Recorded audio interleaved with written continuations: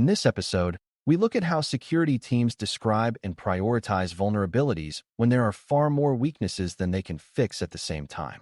You already know that a vulnerability is a weakness that could be used or triggered by a threat. Now we need to add a practical question. How does anyone decide which weakness gets attention first? That is where public identifiers, scoring systems, and prioritization come together.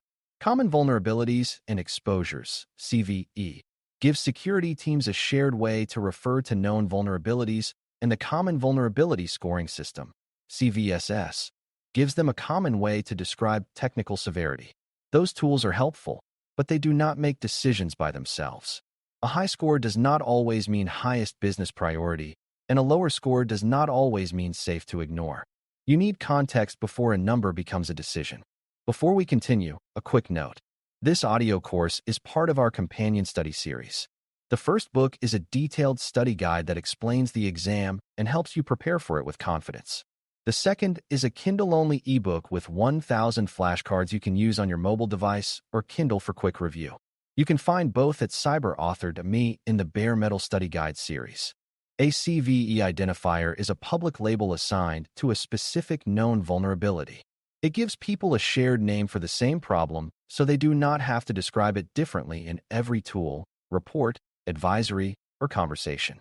Without a shared identifier, one vendor might describe a flaw one way, a scanner might describe it another way, and an administrator might struggle to tell whether both are talking about the same issue. A CVE helps connect the dots.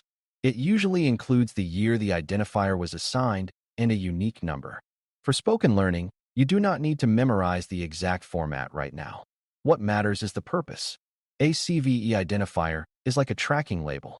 It points to a known vulnerability so security teams, vendors, researchers, and tools can discuss the same issue with less confusion.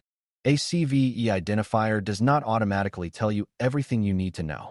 It identifies the vulnerability, but the identifier by itself is not a full risk decision.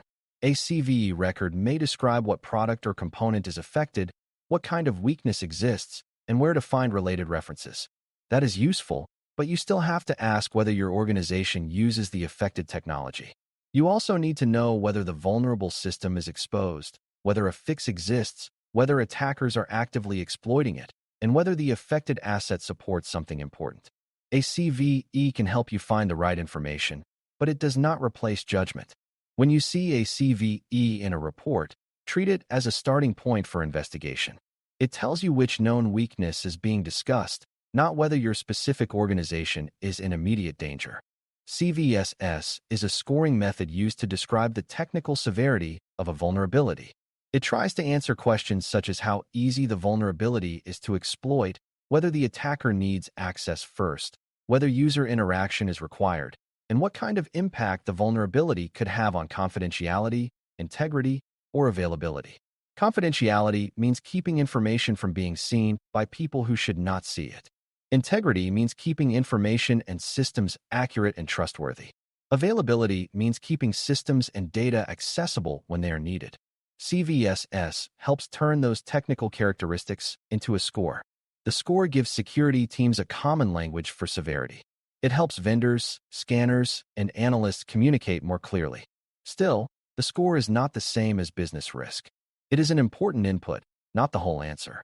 The CVSS score is often shown as a number on a scale from 0 to 10, with higher numbers representing greater technical severity.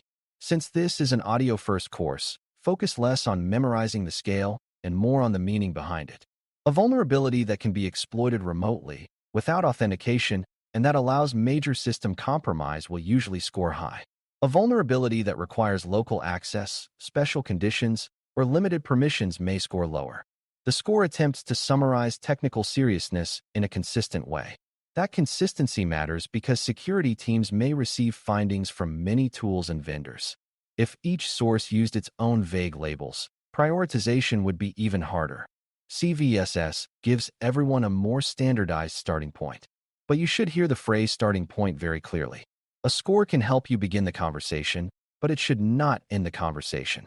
One common mistake is treating the highest CVSS score as the highest priority every time. That sounds logical at first, but real environments are more complicated.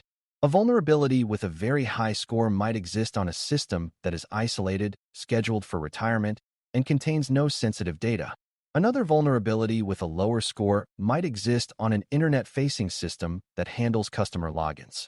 The second issue may deserve attention first because the exposure and business importance are greater. Security teams have to consider where the vulnerability lives, what the system does, who can reach it, and what would happen if it were exploited. Technical severity matters, but it is not the only thing that matters. Prioritization becomes stronger when you combine technical severity with asset value, exposure, exploitability, and organizational impact. Exposure is one of the biggest factors that changes priority.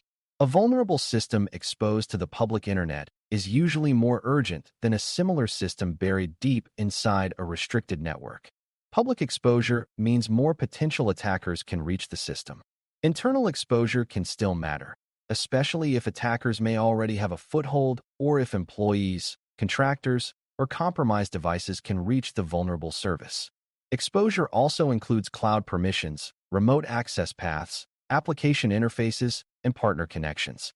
You are asking who or what can actually touch the vulnerable component. A serious weakness that no attacker can realistically reach may still need fixing, but it may not outrank a reachable weakness that is being scanned and targeted right now. This is why vulnerability management is not just reading scores. It is understanding the environment around the score. Exploitability is another major factor. A vulnerability may be theoretically serious, but difficult to exploit in practice. It might require unusual timing, a rare configuration, special knowledge, or access the attacker is unlikely to have. Another vulnerability may have public exploit code, active attacker use, and many exposed systems across the internet. That second situation changes the urgency. Security teams often pay close attention to whether exploitation has been observed in the wild. That phrase means attackers are using the weakness in real attacks, not just discussing it in research. Exploitability can change over time.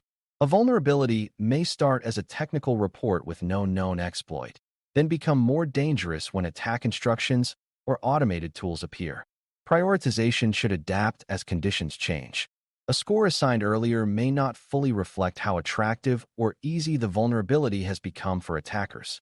Asset criticality means the importance of the affected system, application, account, or data. Not every asset has the same value. A workstation used for routine browsing is not the same as a server that supports payroll, health records, manufacturing control, or customer authentication. A vulnerability in a low-value system may still be a problem, especially if it can be used as a stepping stone.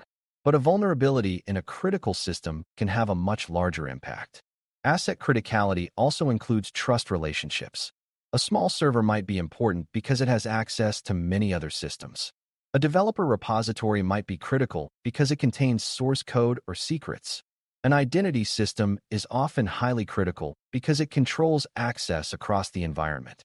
When you prioritize, ask what the affected asset does, what it can reach, what data it holds, and how much the organization depends on it. Business context turns technical findings into practical decisions. A vulnerability on a public marketing site may create reputational and operational concerns. A vulnerability in a payment application may affect revenue, fraud risk, and legal obligations. A vulnerability in a hospital system may affect patient care. A vulnerability in a factory environment may affect physical operations and safety. The same technical weakness can carry different meaning depending on the business process behind it. This is why security teams often work with system owners, application teams, operations teams, and leadership. The scanner may find the weakness, but the business context explains the consequence. You do not need to become an expert in every industry to understand this idea. You just need to remember that security protects real work. Prioritization should reflect the value and consequences of that work, not only the technical description of the flaw. Remediation urgency is the decision about how quickly the organization should act. Sometimes urgency means patching immediately. Sometimes it means applying a temporary mitigation while testing a patch. Sometimes it means disabling a vulnerable feature, changing access rules, increasing monitoring, or removing a system from public exposure. Patching is important, but it is not always instant or simple. Updates can break applications, affect operations, or require maintenance windows. In some environments, especially those involving legacy systems or operational technology, changes must be tested carefully. That does not mean teams can ignore risk. It means they may need compensating controls while planning the fix. A compensating control is a different protective measure used to reduce risk when the preferred fix cannot happen right away. Good prioritization helps decide when speed matters most and when careful planning is safer. Vulnerability scanners and management tools often use CVE identifiers and CVSS scores to organize findings. These tools can be very helpful because they discover missing patches, insecure versions, weak configurations, and known exposures across many assets. They can also overwhelm a team if the results are treated as a giant list with no context. A report with thousands of findings is not automatically a plan. The team has to group related issues, remove duplicates, confirm what is real, and focus on the items that create the greatest risk. False positives can happen when a tool reports something that is not actually vulnerable in the way it appears. False negatives can happen when a tool misses a real issue. Tools give visibility, but people still need to validate, prioritize, and make decisions based on how the environment actually works. Another misunderstanding is thinking that once a vulnerability is patched, the security story is over.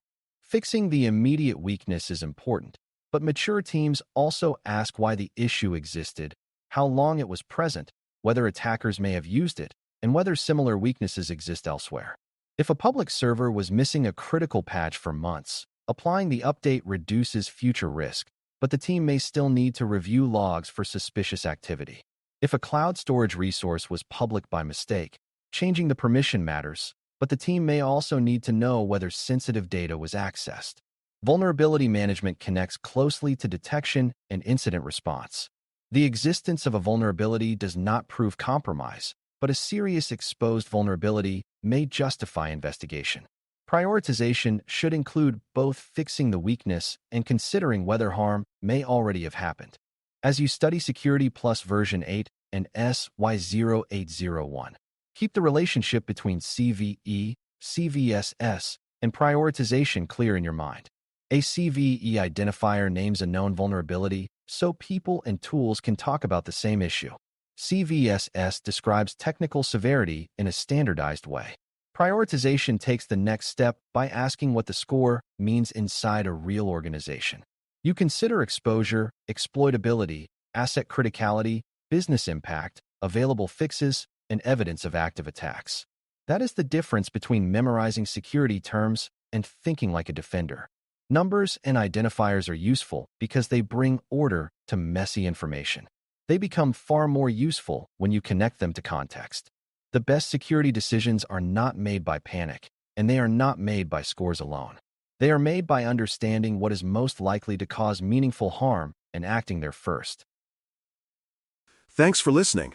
For more audio courses, daily newsletters, and more, please visit baremetalcyber.com.